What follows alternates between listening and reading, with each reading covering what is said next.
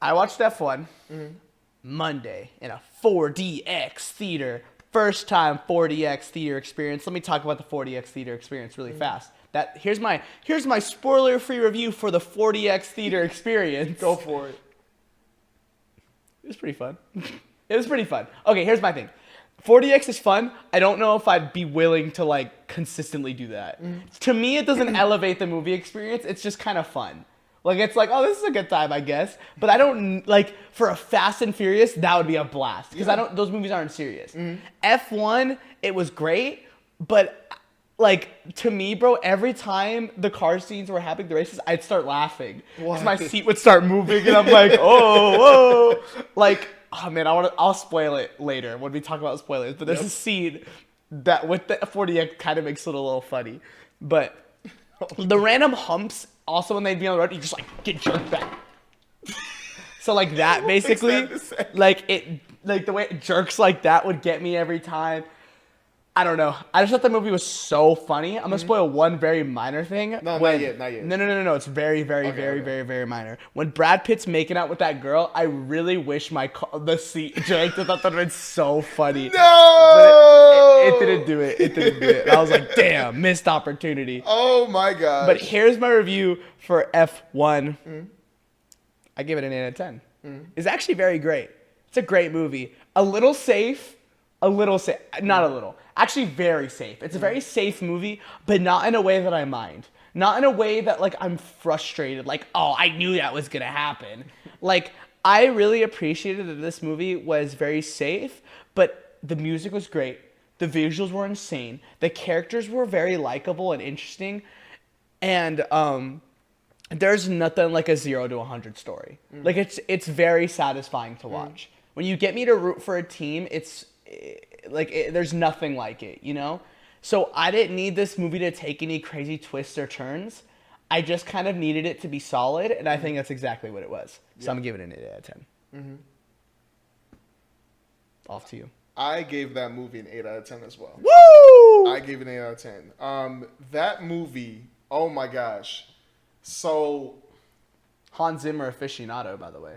I believe. Wait, what happened? Hans Zimmer aficionado, correct? It's Hans Zimmer that did the music for this movie? You said aficionado? Yeah. What's aficionado? Are you not a big Hans Zimmer guy? I am. That's what I'm saying. That's what that means. Oh, okay. Yeah. So I thought I was telling you something racist. Like, No. What did you just call me? I thought you meant like he got an award or something No, already. I was about to get no. lit. That movie, because I said F1, I've been hyped for it. I've been hyped for Sinners. I've been hyped for right. F1. I've been hyped for Weapons, Fantastic Four. I've been waiting on this movie. That movie got me into Formula One racing. Whoa, this boy watching Formula One. It got me into Formula One racing, and that was the main point of the movie. Like at first, I was like, I just want to watch like something cool. Like I just want to see how cool these cars are, and it did way more than that. So, like, the opening, there were 2 openings to this movie, and they were so good. I almost called him Tom Cruise. Brad Pitt driving for NASCAR and opening, because I watched it in 4D as well. I watched it in 4D, and I went and watched it in standard, because that's what I usually do sometimes now when it comes to I want to watch a movie in 4D. I try to see if the story or the movie overall would still be interesting if I watched it just without all the moving and stuff. Without a doubt, you need to watch this movie, F1, in 4D. You have to. Like, feeling all the turns, the bumps, the acceleration of the cars was incredible in my opinion. Like, I went with a group of friends and we had the time of our lives in the theater. Everybody around us had the time of our lives. We were in a full 4D theater and we had incredible fun. The crowd was hype. Everybody was cheering too when certain things were going on, and I just loved it. But the reason why I love that movie too, the editing, the soundtrack, the actors, the Damson Idris X Brad Pitt combination, loved it, and the team aspect of it. The whole point of the movie, once again, was to get people on Formula One racing, and I feel like they did way more than that. Like, I loved the story. I just loved the shots of the movie. It looks so beautiful, and I loved the soundtrack. The soundtrack, it took me out because, all right, here's where I'm going to go. I did not know Hans Zimmer was the composer for the track of F1. I'm sitting in that theater. The first song comes on with Brad Pitt, and then it goes to him agreeing to, doing F1 again. And then it cuts to the course, and then the car moving. And I'm like, wow, I guess this is the official soundtrack, because the first one was a song by an artist. But I'm listening to the soundtrack, and I'm like, wow, this is pretty good. And the title cards come up, and the cars zoom in, and then I'm just like sitting here, and then finally the official track plays, and it's the first track is called F1. He's zooming, and I'm just listening to the track, and I'm like, dang, this is, and I didn't think it was Hans Zimmer. I was like, whoever this guy is, like, he knows racing. He knows the feel of racing. And then right when the car stops, it's like run, and then it goes from exciting and like pushing the pace type of like sound to a mellow type of, okay, we're done now. Let's tune the car. Let's figure out what was wrong, and then it just mellows out and it goes zoom. I'm like, bro, this might be one of my favorite songs for a soundtrack like in a while. Sinners is still number one though, but like just listening to that soundtrack, I was like, dang. But 8 out of 10, non-spoiler, so I don't want to go into it yet, but I love that movie. I loved it. That was so good. Movie. But you want to get into spoilers? Yeah, let's do spoilers right. completely. I want to mention it just really fast for the 40X. When Damson Idris' character, like his car like flips over and explodes, whatever, our seat jerked. Yep. I like, oh wait. Why? It was like that, and then my heart sank. I was like, oh, dude, did he die? Yeah. I don't know why I was convinced he died, but it's because I forgot they wear fireproof suits or like fire-resistant suits. I forgot. I was like, oh, there's no way he's alive. There's no way. Too. I'm gonna be for real. And I think that was my problem with 40X is it made it feel more like a roller coaster. So every time like my seat would start moving, I'd get taken out of it. Like I never felt immersed into the like I'm like I am the car. Well, I mean because my seat would move with like a bunch of different things. Sometimes when the camera would pan, my seat would move. I'm like, am I moving right now? Like what's happening? Or like the cars would be racing, and I'd look over to see people moving, and I'd see people moving like this, and I'm like, that's so funny. But I don't know. For me, I was like, I will do it again if someone asks me. For me, I'm not gonna go out of my way to go do it. Okay. But, anyways, that scene hit, dude. That was very hard to watch. I love Damson Idris' character so much in that movie. I loved his growth throughout. He was very good. You know what pissed me off? That dude kept wearing sunglasses inside. Why? Oh my gosh, bro. He's a young a-hole. Are you seeing some sun that I'm not seeing? Because it's driving me insane, dude. He's a young a-hole. Oh my gosh, Still dude. needs to mature. Yeah, bro. Me, you also need to figure out where the sun is also. Because I don't think there's any sun in there. Anyways, though, I liked him a lot. Brad Pitt, to me, was the standout. I think, like, obviously, like, Brad Pitt was going to be the standout. But I liked his victory story so much. I think the line was like, you were never a what was, but you were like a never, what was it? You know what I'm talking about? It was like they told him basically like how when he was doing Formula 1, he was this high potential person. Yeah. And then he had that big accident and now you're nothing. Yeah. But they were saying when he was losing, like, what if you just like never were nothing? I forgot what the line was, but it was something like that. And that hit. I was like, damn, dude, damn. With the roast, bro. And I think his journey was just so great on how he learned how to work at a team, but also like all these know-it-alls, the people that were like on the headsets, his team. They also had to like sort of give in and be like, wait, let's actually listen to what he's saying. Like, sure, he hasn't done this in years, but maybe he has an idea. And he kept saying like, we can't race how everyone else is or else we're not going to win. Yeah. And like, I love that push for that. I just thought that was great. Yeah. I don't really have too much to say. I want to mainly hear you. I just, like, watching in 40 and watching in standard made me realize just certain different things that the movie's so good at. Like, obviously, the editing was unbelievable. Like, the certain shots they got of the car, I was mind blown. I couldn't tell if this was either a simulation or actually them in the cars moving the way they did. But I loved the fact that they established everyone's characters from the jump and what they need to learn. Because to me, the movie, like I said it before, the movie's job wasn't to give you an incredible, out-of-this-world, Oscar-worthy story. The point of the movie was to put you on Formula One racing. And that's why I keep mentioning the editing. They showed in the camera shots.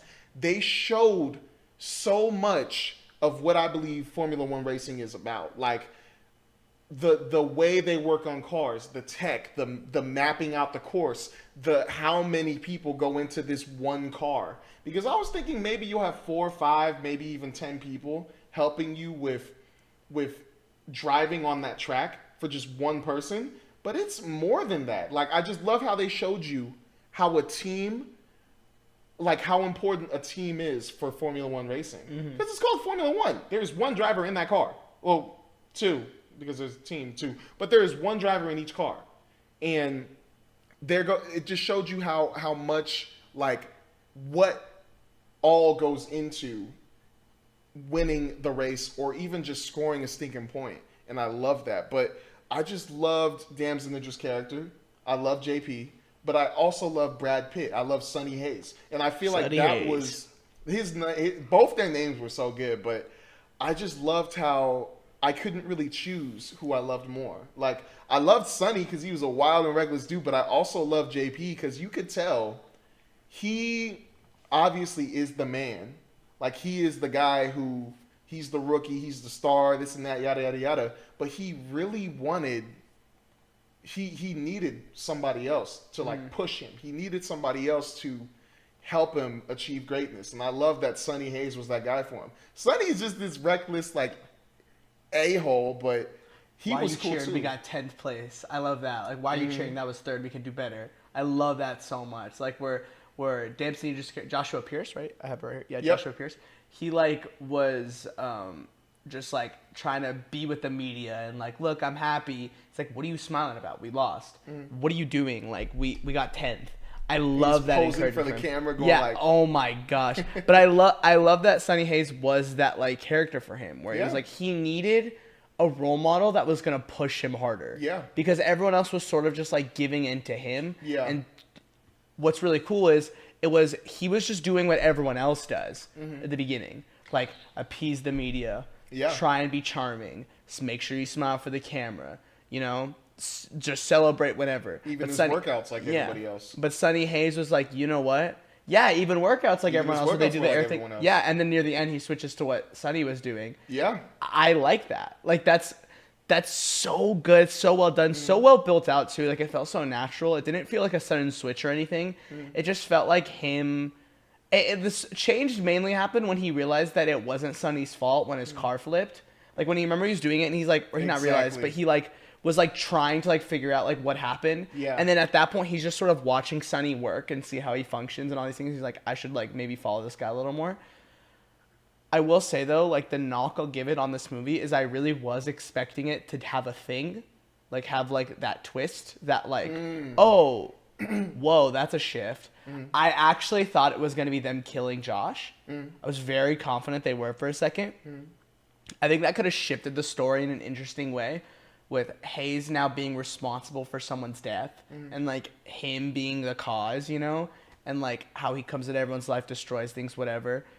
I think that could have been interesting, like just to see how that went out. But I understand it's not that kind of movie. Yeah. Like its goal wasn't, like you said, to tell an Oscar-winning like narrative piece. It was just to present F1 in like a meaningful way. Yeah. And it 100% did that.